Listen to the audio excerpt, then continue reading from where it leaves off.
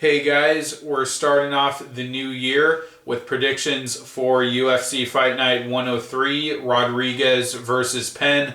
I finished 2016 at, I believe, number 318 overall for the year in UFC Fantasy. If you want to see evidence of that, watch the video in the description. But that's the third year in a row that I finished in the top 500 on UFC Fantasy. Something I'm proud of. It was my goal to accomplish that for last year, and hopefully for 2017 I can keep that streak going and do the same, if not better. Follow me on Twitter. My link is in the description at MMA Breakdown 0, and hopefully we got off to a good start as far as picks go with this card here, Fight Night 103. I can't say this is really a bad card. I mean, there is a lot of filler here, couple of debuting fighters. But there are some decent matchups. I just feel kind of indifferent about it. I'm not going to say I hate it or it's a bad card, but I'm just not excited for it. But the first fight on Fight Pass at heavyweight, Dmitry Smoliakov versus Cyril Asker. Don't put too much stock in my pick here. I'm only basing this off of each guy's lone UFC performance. Both guys coming off of pretty bad debut losses and haven't watched any tape on these guys pre-UFC. So not a very informed pick here, but I have to make a pick, and just keep in mind I'm doing it based off just one performance from each guy. But yeah, both guys coming off of pretty bad, pretty dominant losses. Cyril Asker losing to Jared Cannonier, getting knocked out in the first round, and Dmitry Smoliakov getting submitted by Luis Henrique, I believe. I don't know if it was the second or third round. But I'm actually going with Asker here because while he did get knocked out in the first round, he showed a lot more than Smoliakov did against Henrique. Asker let his hands go. He was able to connect on Cannonier a few times, and I think briefly hit a takedown in the first round, whereas Smoliakov just got nothing done and just got beat pillar to post in that fight, really having no success at all. Henrique beat him to the punch, connected hard on him, and was just able to smother him in the clinch and hit that takedown very often, and Smoliakov had nothing on the ground, eventually got submitted. So I'm going to go with Asker. I think he's going to be able to let his hands go more and just seem like the more willing, the more engaging striker. I do worry about his size, though. Smoliakov seemed a lot bigger, carries more muscle, and Asker did seem to be less durable, getting knocked out by a guy who's since moved down to light heavyweight. So I worry that Asker might be at a power disadvantage here. But again, Smoliakov just got absolutely dominated in every facet without having any success of his own. So I have to go with Asker, who at least put up a fight and did okay relative to Smoliakov's performance against Enrique. So I'm going to go with Asker. I think I'm probably going to go with him by knockout because there are heavyweights, and it just seems like he's willing to get in there and mix it up. So Asker by knockout. At light heavyweight, Joachim Christensen versus Bojan Mihajlovic. Again, just as with the first fight, both guys are coming off of their debut performances. So again, not a very informed pick and haven't seen any tape on these guys pre-UFC. I'm going to go with Christensen here. Also similar to my analysis of the first fight, Christensen just put up a much more competitive fight against Luis Henrique da Silva than Mihajlovic did against Ngannou. And of course, Ngannou is a super talent in that division, a much higher level fighter than Da Silva, but still Christensen, I think, just showed a lot more. Was actually outstriking De Silva for most of that fight early on. Seemed to lack power in his striking, but had a pretty fairly varied striking attack. Through uppercuts, through combinations, pushed De Silva back with his strikes, and connected with the knee that dropped De Silva and got on top of him, was doing some pretty good ground and pound work, and then went for an unset up, really low percentage Darce choke. De Silva was able to get up from that, got on top of him, and submitted him with an armbar. But Mihajlovic just got ran over by Ngannou and went down with the first big punch that Ngannou was able to land on him. So I have to go with Christensen, who just showed more of a game and got work done. So I think he's going to be the more fluid striker here. Mihajlovic, really big guy, kind of stocky, carries a lot of weight. I think he'll be slower than Christensen. But yeah, Christensen showed some pretty well-rounded skills. I'm going to go with him. I'm going to say by decision in this fight. At heavyweight, Walt Harris versus Chase Sherman. I'm going with Walt Harris. Chase Sherman did not impress me at all in his loss to Justin Ledet. Ledet was able to out-jab him, and that was pretty much the story of the fight. I was really surprised that Chase Sherman didn't try to attempt any takedowns on Ledet, who is a boxer coming into MMA, making his UFC debut.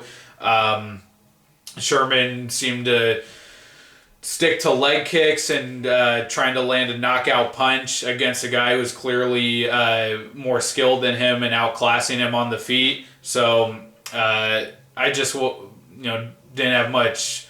I don't have much faith in Sherman's game after that performance. And Walt Harris, after getting cut from the UFC early on, since coming back, seems like he's made some improvements and is actually showing some promise now. Had a quick knockout of Cody East and had a tough fight against Shamil Abdurakhimov. He did fight into a split decision, was able to land probably the more powerful shots, but I think got technically outboxed and probably lost on volume. But seems like he's making use of his athletic gifts, is willing to get in there and mix it up, try to land big shots, but just seems like a better athlete than Chase Sherman. I think has a deeper striking game, and has already gotten a knockout and fought a pretty tough heavyweight who's a skilled striker to a split decision. So have to go with him in this fight, and I'm going to take him by knockout because Sherman was hit a lot in that fight by Ledet. Walt Harris is big power, great athlete, so I'm going to take Harris by knockout. All right, at lightweight, two debuting fighters, Devin Powell versus Drakkar Klose. Haven't watched tape on these guys, so I'm not going to make a pick for this one right now. At women's strawweight, Jocelyn Jones-Lybarger versus Nina Ansaroff. I just want to say I thought it was pretty funny that this fight was getting some hype, getting some promotion on the UFC 207 pay-per-view broadcast.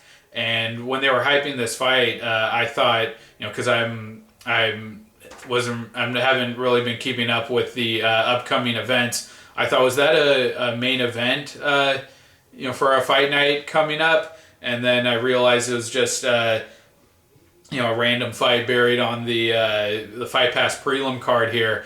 And I realized that they were just hyping that fight because Ansaroff is Amanda Nunes' girlfriend. So just want to say I thought that was kind of hilarious because I don't think anyone really cares about this fight.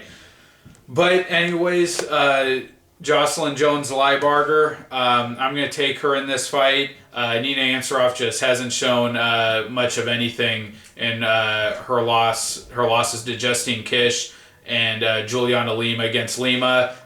She was taken down at will, held down, and against Kish, that was a pretty sloppy fight where Kish just was able to slightly gain the advantage in striking and grappling. And Ansaroff just doesn't really seem to have a well-molded game. I can't really tell you what her skill set is because she just seems like she's kind of fishing for things to work out there in the fight. And Lybarger, a really aggressive fighter that's really willing to brawl and engage. Against Torres, she kind of got outclassed and almost got put away in that third round, but she was tough and she was in the fight. And then against Marcos in her last fight, she got off to a strong start, was able to get off some strikes and clinch with Marcos and lost the decision. Marcos got back in the fight with striking and wrestling, but Lybarger just seems to be a much more aggressive fighter than Ansaroff, a more dangerous fighter. I'm going to take her to win here on her aggression and just her pretty active striking. And I'm going to take her to win by TKO. All right, at lightweight, this is the first fight on the Fox Sports 1 card. Alex White versus Tony Martin. This is a matchup between kind of a sloppy, one-dimensional brawler, a guy who only strikes, and we really haven't seen any of his ground game in Alex White, versus a power submission specialist in Tony Martin. And in that matchup, I have to go with the specialist, with the guy who can get it to the ground and who's been pretty dominant there in a couple of wins. Tony Martin was able to get Felipe Olivieri down, handle him on the ground, had a Kimura submission over a decorated jiu-jitsu guy in Fabricio Camoys. And his only losses have been to guys who could out-grapple him, who are more skilled grapplers than him, in Beneil Dariush and Rashid Magomedov, who was able to out-wrestle him, and he almost submitted him as well, and also got submitted by Leonardo Santos. So Alex White certainly hasn't done anything to prove that he can hang with Martin on the ground, let alone beat him there, and I don't see why White would be able to keep this fight on the feet. Martin seems to be a solid wrestler, can get guys to the ground. We haven't seen White tested there. We haven't seen him against a strong wrestler. So I'm going to take Martin here to get White down and submit him. If for some reason White was able to keep it on the feet, he might be the better striker, or at least the guy who would be able to outlast Martin in a long, drawn-out brawl. But Martin, I don't think, is completely out of his element on the feet either. If you go back and watch the Beneil Dariush fight early on, he was able to connect early with some decent strikes. He was going to the body, pushed a higher pace than Dariush early. So I think Martin, wouldn't be completely a fish out of water on the feet. So I'm going to go with Martin by submission. I think he'll get White down at some point, and from there submit him.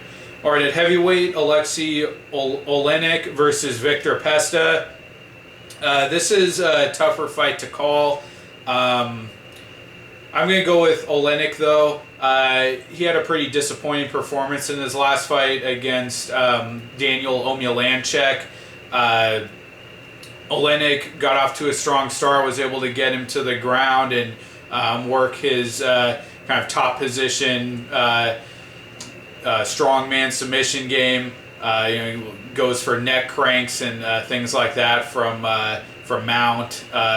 Submitted Anthony Hamilton previously with a neck crank, and Daniel Omielanczak was able to just reverse him throughout the fight. He was able to survive off of his back and reverse position and out grapple Oliynyk the majority of the fight.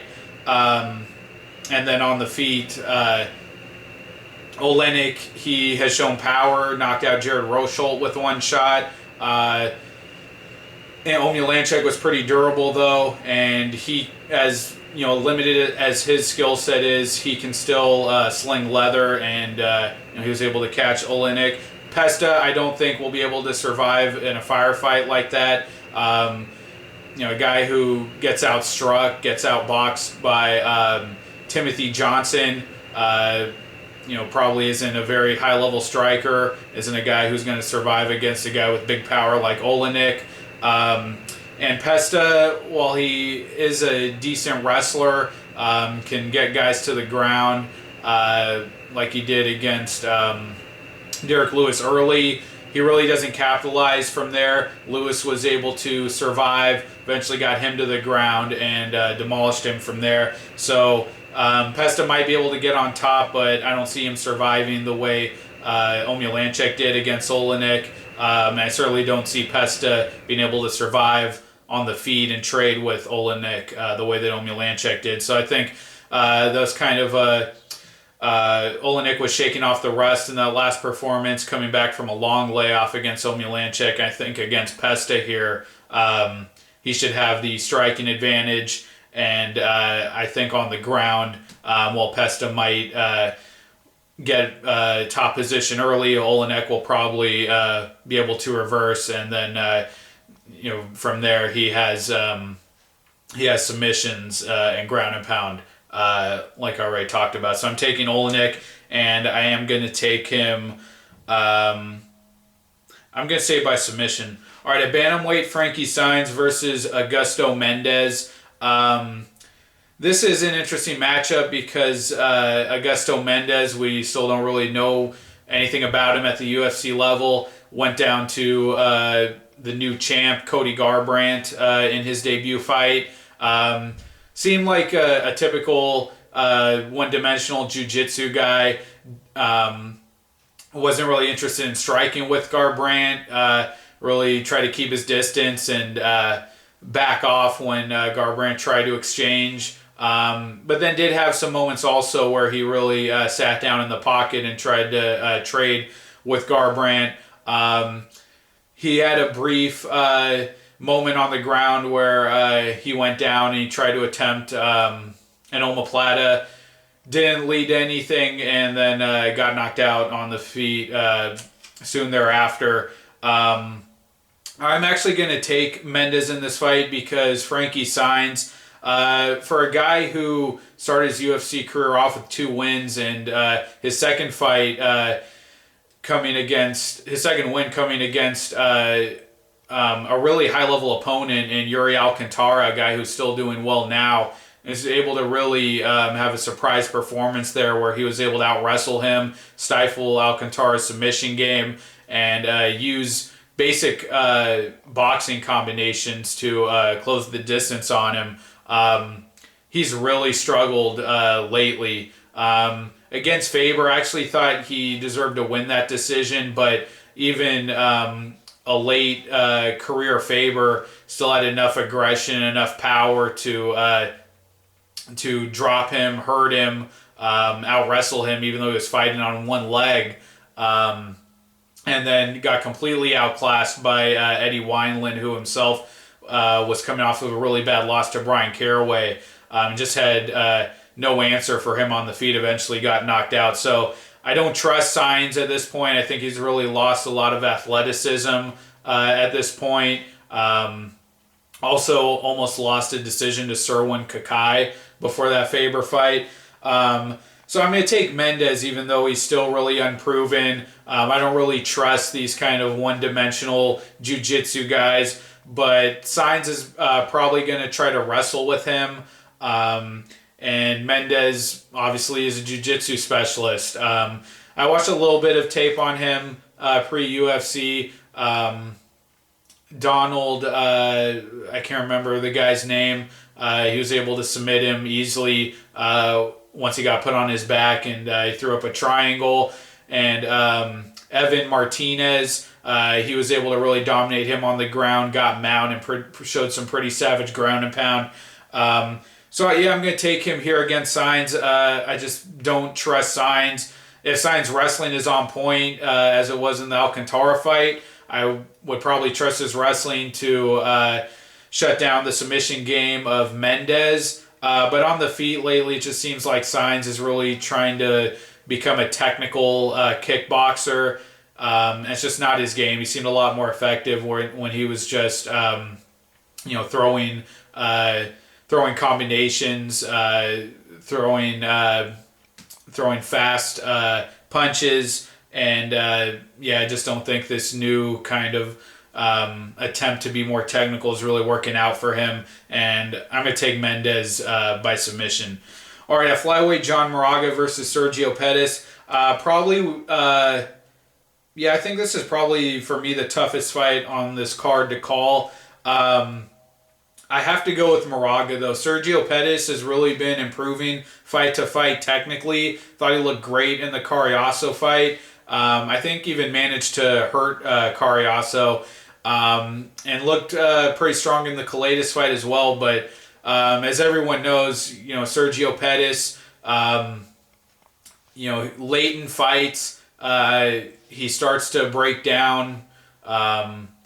Mentally, I guess he makes errors, lets his opponents get back into the fight. As great as he looked against Cariaso early, Cariaso took that third round off of him. He was able to get on top of him for that round.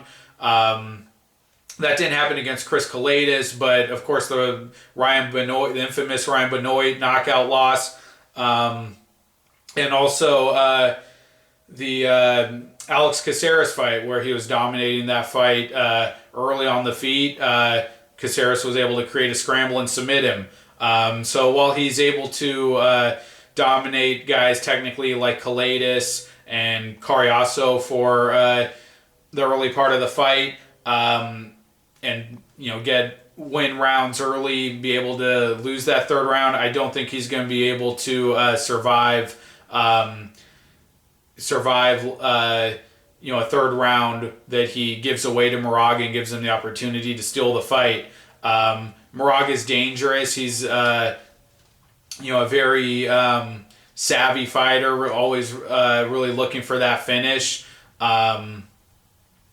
And we've seen Moraga put guys away impressively. Moraga's finishes over Cariaso, finish over Willie Gates, where he really dominated him with the wrestling. And a fight that I think could go similar to this one, the Justin, what's the guy's name? Justin Scoggins was beating Moraga early, technically outstriking him. And Moraga submitted him off of a takedown attempt. I think we're going to see something like that here. Pettis should be able to outstrike him early. I do think he's a better technical striker than Moraga. We really saw the limits of Moraga's striking game his last fight against Mateus Nicolau, making his first fight after the tough finale fight. And he just completely outworked Moraga on the feet, threw a lot more volume, outlanded him. So Pettis, I think, on a skills matchup, should be able to win this fight, but he always gives that third round away. Also the Matt Hobart fight where Hobart came out and dropped him right out of the gate. I just don't think Pettis has that durability. I don't think he stays sharp enough to survive against a guy with power, a guy who's dangerous like Moraga. So I'm going to take Moraga to get a third round finish. I'm going to say he gets a submission. All right, at lightweight, at bantamweight, this is the main card now. Jimmy Rivera versus Brian Caraway. I'm going to take Rivera fairly comfortably in this fight. If Caraway's able to get it to the ground where he's a really smothering grappler, a real pest, I think there's a chance he could outwork Rivera, maybe submit him, or just probably more likely out-grapple him for a decision if he's really able to impose that grappling on him.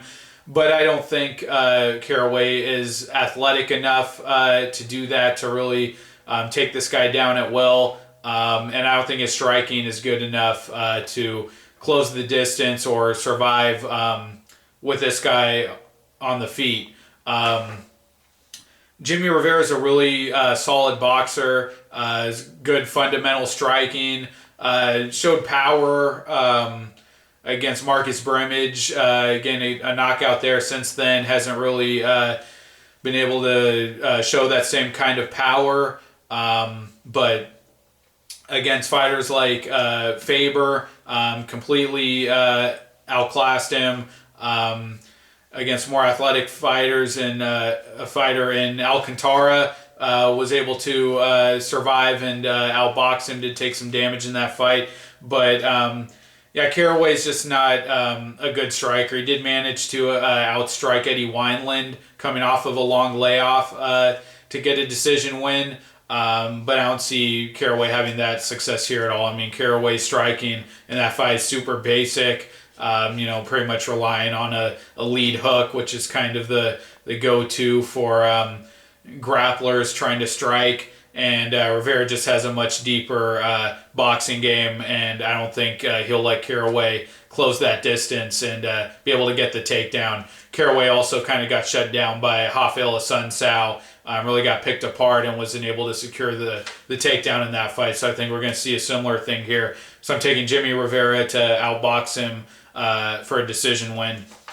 All right, at welterweight, Court McGee versus Ben Saunders. Have to go with Court McGee here. I think this is kind of a tailor-made matchup for him. McGee is slowing down. I think he's less athletic now than he was early in his career. Probably a little more chinny too. Santiago Ponzinibbio really put the hurting on him. But Saunders' game, I don't really see it working against your kind of prototypical gritty wrestle boxer like McGee. We already saw Saunders' game kind of fail him against Kenny Robertson and Patrick Cote, guys who are able to get inside, get the takedown, and get past his really crafty, slick submission game. And from there, Ben Saunders is just kind of wide open to be pounded out. Cote did it to him. Saunders ended up losing the decision, but dropped him late in that fight and got on top of him. And if he wasn't, completely gassed out, I think probably should have been able to pound him out. So I think McGee should be able to do that to Saunders here. And McGee's a much higher level fighter. At least a much higher level fighter than Robertson, can comfortably say that. I mean, McGee has a win over Robert Whittaker. It was a different Robert Whittaker, but was still able to outstrike him for 3 rounds. And did drop him at one point in that fight. And McGee's a solid wrestler, good scrambler. Showed that in the Ryan LaFleur fight. And has been able to close the distance and tie up with more elusive, more technical fighters on the feet like Marcio Alexandre Jr. So I think McGee is going to be able to outstrike Saunders. He has a much more consistent meat and potatoes boxing game than Saunders. And then on the ground, there is a chance that Saunders could lock something up with his long legs, his very sneaky, dangerous guard. I will give him that. But if guys like Joe Riggs are still able to take down Saunders and Cote, I think Court McGee could do it. So I don't know if McGee gets a finish. I think he could, but I'm probably going to take him to win a decision. All right, lightweight Joe Lauzon versus Marcin Held. This is an interesting fight, tougher one, one of the tougher ones to call on this card. I was kind of feeling Held here initially, just because Lauzon is one of the most inconsistent fighters, I think, in the UFC of all time. I think, for every fight he has going forward, and also for any fight he's had maybe ever. You can never be too certain about Lauzon's chances in any given fight, no matter the matchup. I mean, going out there and putting being the first guy to put away Diego Sanchez and doing it in the first round with striking, a guy who's just been a horrible striker throughout his career, and then his next fight against Jim Miller just reverts to his kind of his terrible striking, no technique, no jab, where he just shells up. He's just he's a real mystery, Joe Lauzon is. But I have to go with Joe Lauzon here, mainly because of the wrestling. Marcin Held in the fight against Sanchez, it was a pretty low IQ performance. He was having success on the feet, landing knees and just generally outstriking Sanchez, but kept, couldn't resist falling to his back and just trying to initiate the ground game with Sanchez, where he clearly had nothing for him. I mean, being a ground specialist, I just don't think it doesn't get you far, at least at the UFC level. Couldn't even get him past, a guy like Sanchez who, has just taken so much damage and is really, a severely diminished, his athleticism is severely diminished from what it used to be. And he couldn't even make his ground game work against him. Just got out-hustled, outworked, didn't have the cardio, didn't have the positional grappling or scrambling to hang with Sanchez on the ground. But yeah, back to my original point, the wrestling.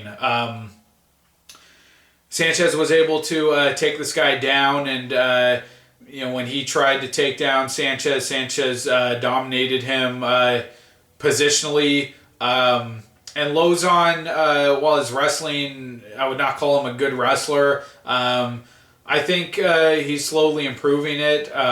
Maybe, like any facet of his game where on any given night it could, look terrible, but at times it looks okay. But in that Miller fight, he hit some takedowns. He was able to get off some good elbows from top off of the takedown, and as easily as Held was out-grappled and out-positioned by Sanchez, I think Lauzon could hit some of those takedowns. I think Held would probably have the advantage on the feet just because Lauzon usually is terrible there. I mean, you look at the Evan Dunham fight, even his last fight against Miller, and then, the Johnson fight before that. He's had a lot of performances where his striking is just awful, so I wouldn't trust him to outstrike Held. But yeah, I think he could probably hit enough of those takedowns, spend enough time in top position to win a decision here. And, maybe even submit him if Held really tries to go for those leg locks a lot. Sanchez has a lot of his, a lot of tricks up his sleeve where he's able to submit guys in transition. One of those guys that has really unorthodox submissions from weird positions. So I could see him probably submitting Held, but I think he's going to win a decision. I think he's going to get it done with takedowns. All right, and at featherweight, Yair Rodriguez versus BJ Penn. I'm just going with Rodriguez. I think he's probably going to get a violent, very depressing knockout over Penn here. And I don't even think there's really any need to do any technical analysis on this fight. I mean, Penn coming back after 2.5 years, and that last fight, he looked terrible, fighting on his on tippy toes, and just once he got taken down, got absolutely bludgeoned by Edgar. And it was the first time. It was the first time that not the first time Penn had been put away, but kind of legitimately put away. Against Hughes, I think he had an injured rib or something before he was put away. It just looked awful against Edgar. And that fight being his last fight, he hadn't fought for 2 years before that fight. So the guy hasn't been actively fighting for almost 6 years at this point. Hasn't been fighting in 6 years. I don't know why he's fighting at featherweight. I mean, his last fight against Edgar was his featherweight debut. He had not even fought at lightweight since before that point, since 2010. It's been... I don't even know if he can make that weight cut effectively. Did last time, but for a guy who hasn't been training, who's going to fight at featherweight for the second time, his last time fighting at even lightweight was 7 years ago now. The weight cut, I think, is going to be a fight in its own right, and then I don't think he'll have anything for the fight. I mean, this guy got absolutely dominated by a more technical fighter in Rory McDonald. Got destroyed by Frankie Edgar. I think he's going to have nothing for Yair Rodriguez here. Yair Rodriguez, I think his hands still need a lot of work. He's a dynamic striker, but mostly relies on a kicking game. And that kind of didn't really work against Caceres. I mean, he worked enough to outpoint him, win a decision, but he wasn't able to hurt him and really dominate him the way he was dominating other fighters. If this was a prime BJ Penn, I'm sure he could outbox Rodriguez. But I mean, this guy I expect to just look old, slow, and just really have no functional part of his game to compete with Rodriguez. I mean, is he going to go in there and fight on his tippy toes again? So I don't think that he can last 5 rounds against Rodriguez. I don't know if Rodriguez is going to go in there and put him away immediately. I could see it, going to a third round maybe, just because Rodriguez's game, in terms of his striking, is still kind of raw.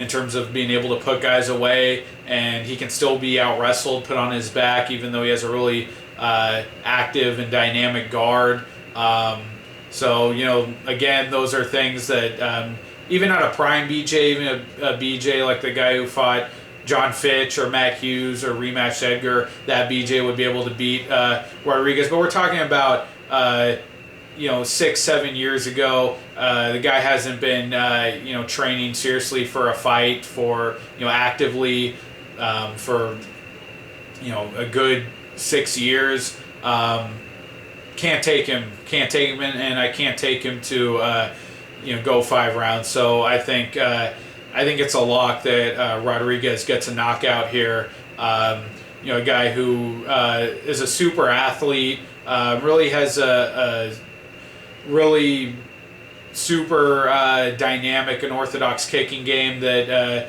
he's been able to make work, and a guy who's just dynamic everywhere. With his guard, with his wrestling, all those areas are improving. Not a great fundamental fighter in any of those areas, but dynamic to the point where he's able to really be better than a lot of other fighters. Because he's so aggressive and so willing to just be athletic and throw out a lot of unconventional techniques. And I just think a young, super talented, hungry fighter like that, who's dangerous, is just absolutely going to knock out a BJ Penn who hasn't fought in 2 years, who hasn't been fighting actively for 6 years. So definitely going with Yair Rodriguez. I'm going to say... I don't know, first round knockout. I certainly don't see this going any more than the 3 rounds. So I think Rodriguez will get that knockout at least by the 3rd round. So those are my predictions for UFC Fight Night 103. Thank you for watching, guys. I'll try to do some more recaps from now on. That's one of my goals for this year. So I'll try to do one for this event. But I'll definitely be more consistent about updating you guys on my fantasy ranking fight to fight. So look out for a video for that after this fight. And again, if you want to see proof of my 318 overall ranking for 2016, check the video in the description. But I'll be back soon. I don't even know what the next event is, honestly, but I'll try to have that out a good amount of time ahead of the fight, so be on the lookout for that. But thanks, guys. Follow me on Twitter. Again, my link is in the description at MMA Breakdown 0. I'll see you guys next time. Bye.